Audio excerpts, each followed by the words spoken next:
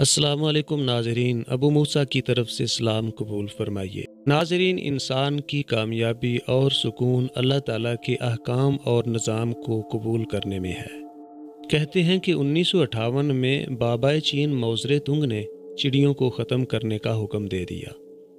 چین کی اس انقلابی حکومت کا خیال تھا کہ چڑیاں بہت سا اناج کھا جاتی ہیں۔ اندازہ لگایا گیا کہ ایک چڑیا سال میں 4 پاؤنڈ اناج ہڑپ کر جاتی ہے۔ چنانچہ پورے ملک میں چڑیا مار مہم شروع کرا دی گئی۔ لوگوں نے چڑیوں کے گھونسلے تباہ کر دیے، ان کے انڈے توڑ دیے، ان کے بچے مار دیے، اور جہاں بھی کوئی چڑیا دانہ دن کا چگنے کی کوشش کرتی، برتن اور ٹین کے ڈبے بجا کر اسے اڑا دیا جاتا۔ اس مہم کا نتیجہ یہ ہوا کہ پورے ملک میں بیچاری چڑیا کا نام و نشان ختم ہو گیا۔ اس دوران ایک دلچسپ واقعہ رونما ہوا کہ پولینڈ نے اپنے سفارتخانے کی بلڈنگ میں چڑیوں کو مارنے کی اجازت نہیں دی۔ اس پر چینی عوام نے پولینڈ کے سفارتخانے کے باہر ڈھول پیٹنا شروع کر دیے تاکہ چڑیوں کو سفارتخانے سے باہر نکالا جائے۔ بہرحال چڑیا مار مہم کے صرف 2 سال بعد چین کو احساس ہوا کہ فصلوں پر کیڑے مکوڑوں کی تعداد زیادہ ہو گئی ہے۔ اس ظلم کا نتیجہ یہ نکلا کہ چین پر قحط کا عذاب مسلط ہو گیا۔ ماحولیاتی توازن بگڑ چکا تھا اور چڑیاں ناپید ہو گئی تھیں۔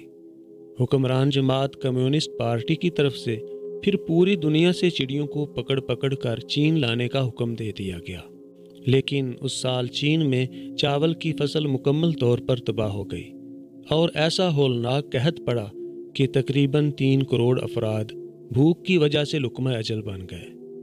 ناظرین، کسی انسان کے پاس قدرت کے نظام میں مداخلت اور رد و بدل کا کوئی اختیار نہیں ہے۔ سورج، چاند، ستارے، سارے اجرام فلکی، ہوائیں، پہاڑ، نباتات، حیوانات اور جمادات اس نظام فطرت کے پابند ہیں اور اس سے بال برابر بھی انحراف نہیں کر سکتے۔ انسانی جسم کے اعضاء پر بھی فطرت کا ہی نظام لاگو ہے۔